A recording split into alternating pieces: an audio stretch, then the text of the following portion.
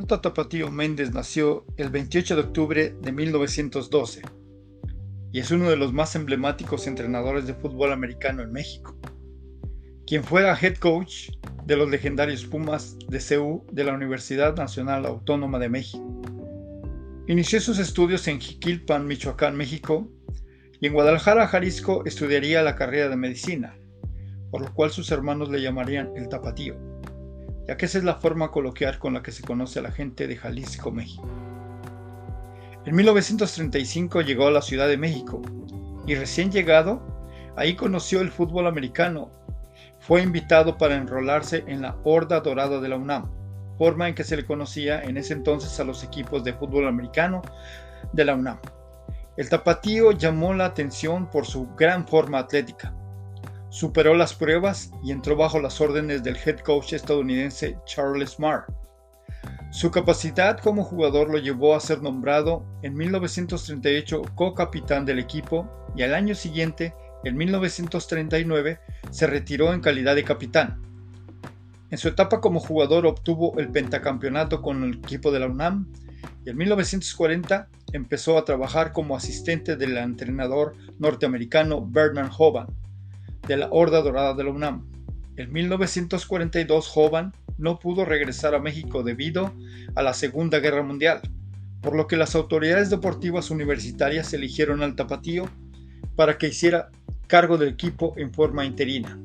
En este año, en una gira hecha a los Estados Unidos antes del encuentro contra Louisiana College, en su discurso de motivación equiparó a los jugadores con un animal inteligente y feroz, el puma. Bajo su dirección en la UNAM consiguió su 10º título dentro de la Liga Mayor Colegial de México tras una campaña en la que salieron invictos. En 1943 el coach Hoban regresó a México y se reintegró al mando de los Pumas, conservando al Tapatío como asistente.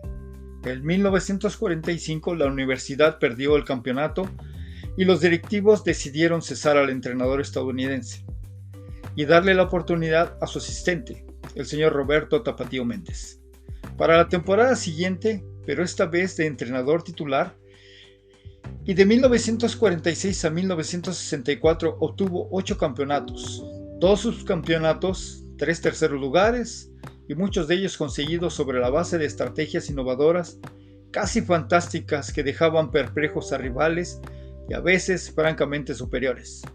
Bajo la dirección de Roberto Tapatío Méndez pasaron algunos de los mejores jugadores de la historia del fútbol americano en México, además de que ganó 12 clásicos sobre el Instituto Politécnico Nacional, el IPN. El Tapatío Méndez fue entrenador en jefe durante 20 años. Logró 9 títulos nacionales de Liga Mayor del fútbol americano colegial en México.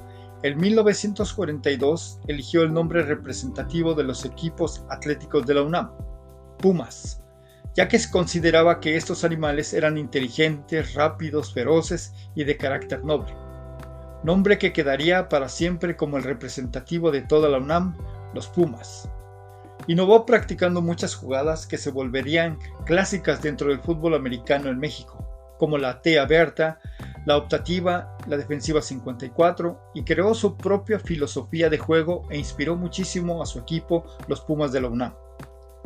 Sus métodos también influyeron a los demás entrenadores y se le considera un fundador de la escuela de coacheo en México y que sigue vigente en la mayoría de escuadras del fútbol americano en México. Fue el primer entrenador de la selección nacional, promotor del Tazón de Plata, y en el año de 2003 su nombre fue inscrito en la placa de la sección mexicana del Salón de la Fama del Fútbol Americano Profesional de los Estados Unidos, la NFL, en Canton, Ohio.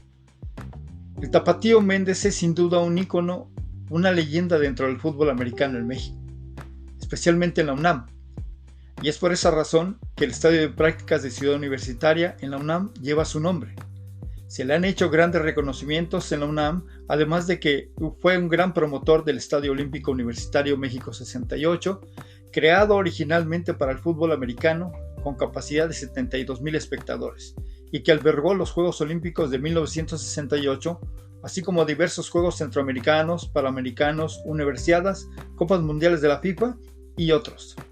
Roberto Méndez fallece el 13 de octubre de 1994, dejando así un gran legado en el fútbol americano de México y en la Universidad Nacional Autónoma de México.